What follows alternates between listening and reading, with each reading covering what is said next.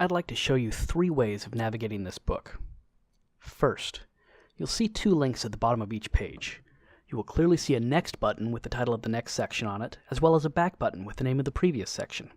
This will present you with the right way of reading the book that I mentioned above. Second, the orange dot below the menu at the top of the screen will gradually progress along the book's linear path and leave a small trail showing the pages you've already visited. Below this line, you'll see a bracket that indicates which nexus you are in. You can click on any of these dots to move forward or backward in the book.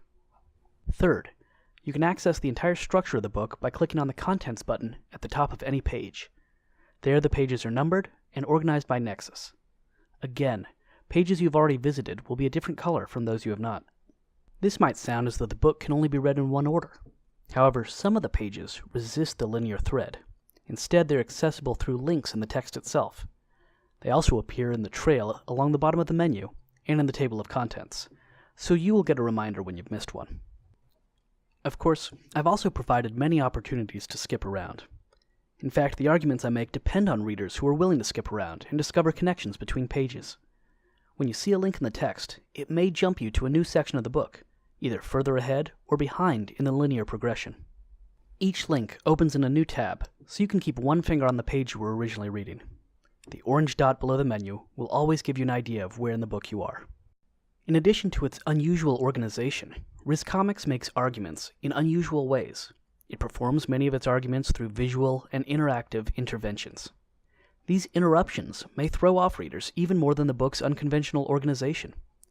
As you scroll down the page, visual elements will appear and disappear. If you're reading on a computer, I encourage you to use the scroll bar on the right side of your browser instead of the mouse wheel, as some mice are much more sensitive than others. The scroll-based visual interruption is one of the opportunities the medium allows, and I'll rely on it for various rhetorical purposes throughout. So please, be surprised, but don't be too upset by these interruptions. There will be many more, and each has a purpose.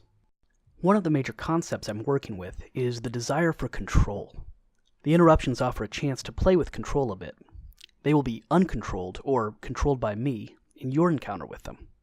However, they will also allow you control over various visual elements. For example, you can try scrolling back and forth to make these interruptions act in surprising ways. Throughout Riz Comics, in its organization and its visual layout, I'll be performing the arguments that I'm making. In a sense, you'll be making some of the arguments yourself, by connecting different threads and reflecting on various elements. Making an argument takes at least 2 people, so I'm glad to have you along.